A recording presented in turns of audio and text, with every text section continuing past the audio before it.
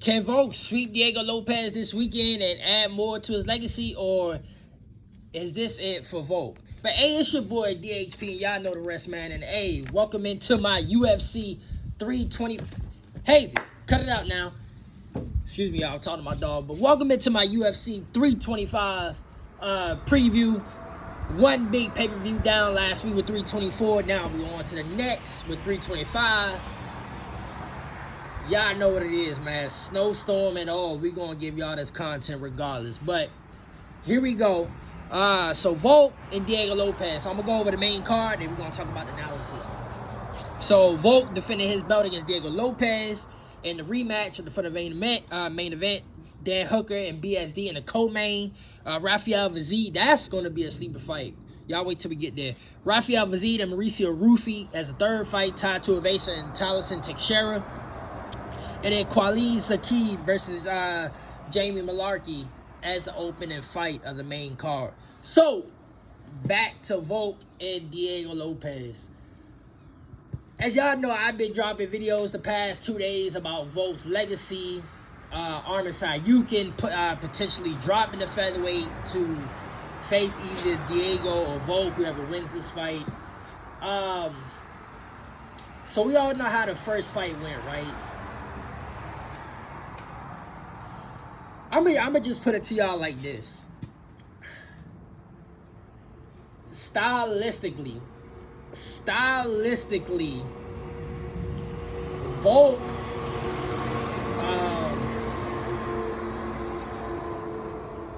Volk should be able to sweep Diego Lopes. I ain't gonna lie to you. Volk should be able to win this fight stylistically. Anything now, if we talking about prime Volk, yeah, prime Volk would definitely be Diego Lopes, but the current Volk that we have right now, it's really going to come down to the adjustments Diego Lopes is making. As you know, for those that watch the countdown, I did a reaction to the countdown. Diego Lopes pretty much, it's like the Mike Tyson saying. When Mike Tyson said, you know, everybody has a game plan until they get punched in the face. Well, when you watch the countdown and you seen what Diego Lopes said, and then you actually go rewatch the fight, that was basically Diego Lopes. Diego Lopes, his game plan, he even said it on the countdown, his game plan went away the moment, you know, Volk started to tag him. So, now, if we get going off recency bias with rematches, you would tend to side with Diego Lopes. We seen it with Alex Pereira. He got his belt back against Magomed Ankalaev. Petr Yan finally dethroned Merab and dominated him. So if you run it with the theme of these niggas really adjusting in the rematch, then okay, Diego Lopes do have a shot in this fight. And it's going to be interesting to see how Diego Lopes actually make the adjustments. Like, I feel like he was being reactive. Like, he wasn't. We saw in the first fight when he was on the offense for the first time, he actually dropped Volk because he has that power. And not only is Volk's chin deteriorating, but Diego Lopes has that power. Now, so he has to be on the offense. Basically, what we just said in the countdown, he has to stick to his game plan. Now, going back a little further to his fight with Gene Silva, that was just pure domination. The way he was able to control it. Now, Gene Silva did have some moments in that fight where I'm like, okay, Diego, he has to watch out because Gene Silva got some power. But if you go back and watch that fight, Diego was really dictating and controlling that whole fight. That's what he has to do with Volk. He has to do with Volk like Ilya did with Volk. You have to push Volk back, and that's what he didn't do because Diego was reactive in the first fight. He has to dictate. He has to push Volk back, and then when it's time to pull the trigger on his power punches, he trapped Volk into the counter. That's one of the things I'm going to look forward to is Diego's footwork, because Volk is also the type of nigga, and I really haven't mentioned this before in any of my Volk analysis, but Volk is the type of nigga where you have to cut off the octagon. And honestly, if you really go back, that's what Ilya Taporia did. He cut off the octagon on Volk, and then he got him out of there with his power shots. Volk is the type of nigga you have to cut off the octagon. So Diego he's gonna have to move his feet, gonna have to use a lot of footwork in this rematch and cut off the octagon on Volk. And then because Diego Lopes got power. We seen it with the T City fight. We seen it with the Gene Silver fight, and we seen him drop Volk. Now Volk chin is low key deteriorating, but he still dropped him, right? So it really comes down. This rematch is gonna come down to what's the adjustments Diego Lopes made from the first fight. Now stylistically, because we seen the first fight, I got it 55-45 Volk, just because Volk is too much. I know his chin is low-key deteriorating, but Volk is too much of a hella high IQ fighter. Like, Diego is still improving. I feel like Diego is still improving with each fight. And it sucks to see it, because now Diego Lopes, if he was to lose this fight, Diego Lopes is going to get put in the Alexander Gustafsson, the Misha Tates, the Joseph Benavidez, the Max Holloway type position, where now even the Sugar Sean O'Malley kind of lucked up the way Petrion beat Marab, but they can't keep a position where it's going to be a long road back to a title shot. But Volk is too... I'm giving Volk the benefit of the doubt, just because we've seen him do it over and over and over and over. Where Diego's, he's gonna have to show us. And to be quite honest, I'm much more of a fan of Diego Lopes than I am Volk. But we've seen history. We have history and we have data on Volk. Volk is too much of a hella IQ fighter for Diego Lopes. So Diego Lopes is really going to have to show us the adjustments he made.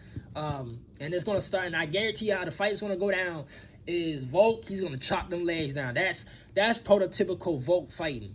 Is he going to chop the legs down, and then once the mobility and the footwork starts to slow down, that's when he gets to working. Also, Diego Lopes jiu-jitsu, and really think about it, Diego Lopes jiu-jitsu and BJJ is kind of not like on the level of T City.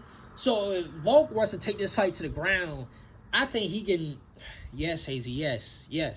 Okay. Come on, let me continue talking, girl. Let me continue talking. Diego's BJJ and jiu-jitsu is not on the level of T City, so I think Volk would be much more than comfortable of taking Diego to the ground if this fight needs to go to the ground. But overall, I do got Volk winning slightly. There is a chance, and the reason why I'm giving Diego Lopes a much more chance in the rematch is because what I've seen for Gene Silver, that's like it's progression. Yeah, there is some spots in that fight where I'm like, okay, Diego, you still got to clean that up, but the way he was able to control and dictate that fight, it signifies that, yeah, Diego is actually progressing how he should be progressing. But it all comes down to the adjustments he has to make. What's the adjustments he's going to make in the second fight from the first fight? But yeah, I got Volk slightly winning. And from the videos I made the past couple of days, it looks like a Volk might just add on to his legacy. But as I said last night, if Diego Lopes was to beat Volk, which is a good possibility, either one or two things. If Volk is going to retire, which I know he said, he wants to continue fighting. He said that at the press conference. But either he's going to continue, he's going to retire, or they're going to go with the trilogy. And if he lose the trilogy, then I expect him to fully retire. Because then at that point, it's really no point. They'll continue to fight unless you want to go to lightweight. You know what I mean? But Yeah, that's what that. Dan Hooker and BSD co-main event. This is a banger of a co-main event. Knowing Dan Hooker is gonna force BSD to fight. But if BSD continue on the way BSD been fighting the past two fights, if he continue on that same game plan, there should be no reason why Dan Hooker should win this fight. Like Dan Hooker, if BSD stays on that same game plan, he should dominate Dan Hooker. I'm gonna be honest. BSD, and it's the thing about BSD. It's the same thing what I've been saying. I know I've been saying in my other videos, but it's the same shit I says about Matu Scamrod. Like they low key have all the tools in the toolbox, but they don't know how to utilize it just yet, or they still progressing their skill set to get there. And BSD has everything. He has the striking. Now, he's not a high-level technical striker of, let's say, a Ilya Taporia or a Charlie Olives or a Dustin Poirier. You know what I mean? Like, he's not on that technical level of striking, but his striking is good, and he has power to go along with it. And, of course, his grappling. That's his main thing. He wants to get now. He can stay in the pocket and trade with you, but his bread and butter is the grappling. If he can get you out of there with the grappling and his jiu-jitsu, it's over. So Dan Hooker's best shot is to keep the fight standing because Dan Hooker do have the reach advantage. He is a taller fighter and he know how to fight at his range. And Dan Hooker is actually a good technical striker in his own right. And we've been seeing like the recent second run of Dan Hooker. Dan Hooker has made a good recent second run, but it's not gonna be good enough to beat niggas like a top 3 or top 5 level opponent. You know what I mean? Now BSD do have that top 5, top 6 level of skill and capabilities, but is he ready to make that next jump? I feel like for BSD, where he at right now, him beating Dan Hooker is him progressing to that next step, and then he potentially gonna fight the niggas like Patty or Charlie Olives or maybe Arman Sayukin, maybe depending on, I don't know about Arman Sayukin, but we'll get to him at a later date and time. But this fight in particular, the way I see this fight going, if Dan Hooker can't keep the fight standing or he can't keep BSD on the back foot, striking at his range, I expect BSD just to control Dan Hooker with his grappling and potentially get him out of here with like a rear naked choke. But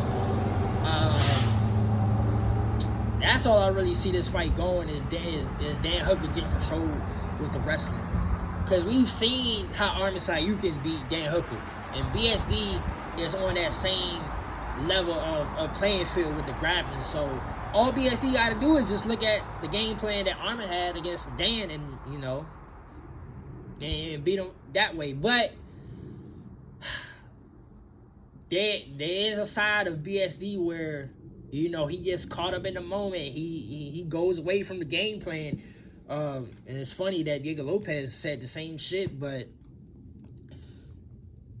BSD do tend to just to stand there in the pocket and trade with niggas, which is not really smart.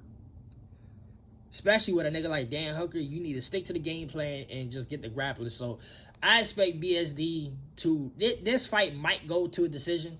It might go to a decision because I don't see Dan Hooker really getting finished. But if you was to tell me that Dan Hooker was to win this fight, Dan Hooker might be the one to end up finishing BSD. But if BSD win this fight, which I think he will, it's going to be via decision. So that's all I got for that. Rafael and Mauricio Rufy. Boy, I hope Mauricio worked on the shit that he needed to work on with Volk. When Mauricio, and the crazy thing about it, before I even get to that, I seen Gene Silva potentially, I don't know if it's true or not, but I heard that Gene Silva, he unfollowed Mauricio Rufy. I don't know what the fuck's that about. Like, come on, y'all. Like, You can still be cool with niggas inside, you can't, but if you know you can't really and that's the problem. You know what? I'm gonna talk about that in a separate video, because that's the shit I was talking about with Greg Jackson and Coach Wink, with Michelle Waterson, Holly Holm, Cowboy Cerrone, and that's why Cowboy Cerrone ended up dipping out, and he had his little beef with with that camp other than John Jones, because it's like at one point in time, yeah, you can be cool with niggas, but if you're not progressing like you think you should, then you have to go elsewhere. You know what I mean? And Mauricio Rufy feel like he needs to go elsewhere to get better for his career, so he went out and seek help with Volk and everybody else. So for Gene Silver, you can't really fault a nigga for trying to get away and try to better his career. You know what I mean? But we gonna talk about that more in a separate video, because I go deep with it. But this fight in particular, Mauricio and Rafael Vazid, this is a very, very, very, very interesting fight, because it's like a mixture of a karate base and a Muay Thai kickboxing base style, and we're gonna see which style. This is a classic low-key, Rafael and Mauricio Rufy is low-key like an old school style of MMA fights that we seen in the UFC back in my era, and then the era before me when it first got started. Because this is low-key a classic styles of a karate-based style and a Muay Thai kickboxing style. And we're going to see which style actually prevailed, but Mauricio,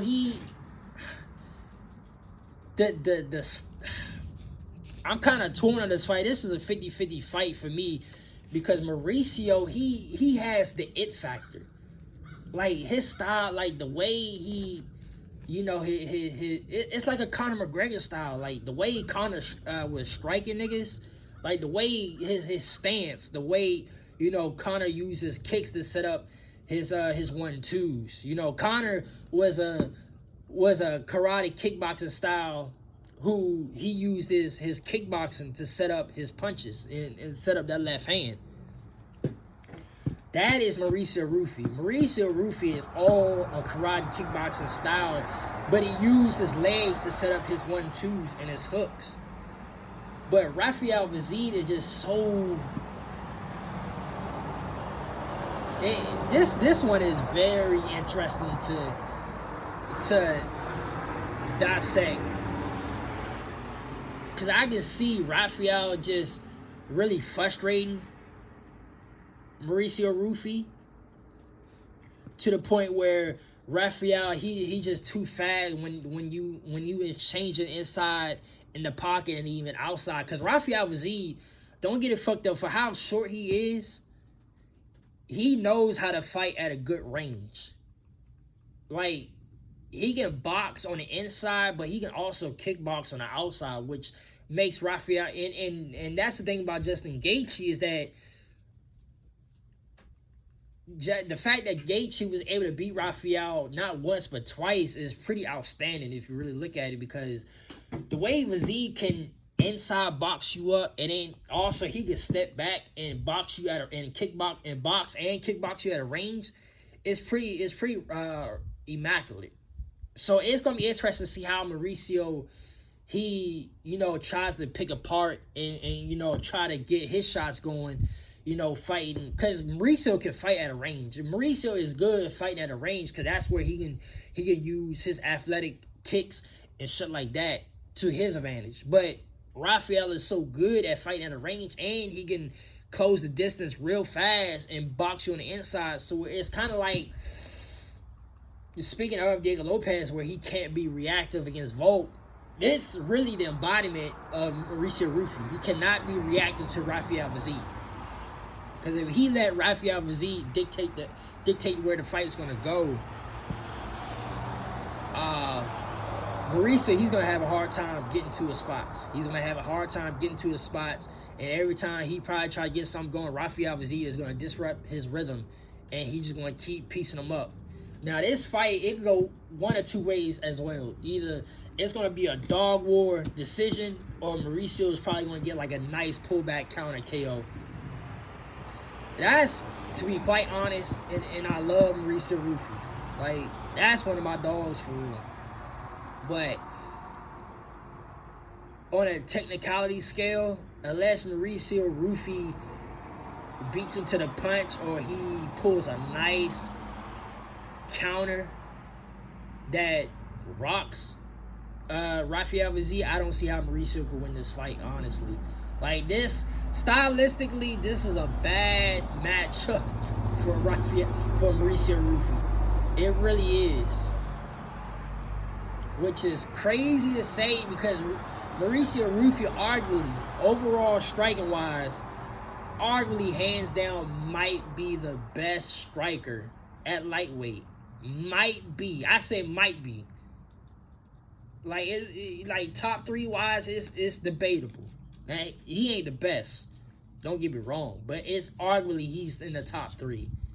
But Rafael Vazzi, he's on another technical level of striking that I feel like Mauricio Rufy may not be ready for that. So I'm gonna go on a limb and say Mauricio Rufy wins. Potentially fight of the night. 3-round decision. So now we go to Tai Tuivasa and Tyson Teixeira. I'm going to be 100 completely honest. I expect Tyson to bounce back major from that D-Lou fight. I don't know what that D-Lou fight was. You know what's crazy about that? The same way I thought Tyson should have did what Waldo Cortez Acosta did to D-Lou. That's how I felt like that fight should have went. But D-Lou did some D-Lou shit and got Tyson out of there in the first round, like the first couple of minutes. So I expect Tyson, because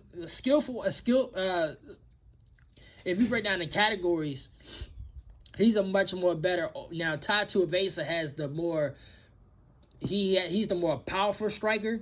But if we're talking about on a technical scale, coming at weird angles, box on the inside, box on the outside, Tyson Teixeira is a much more of a better striker than Tai Tuivasa.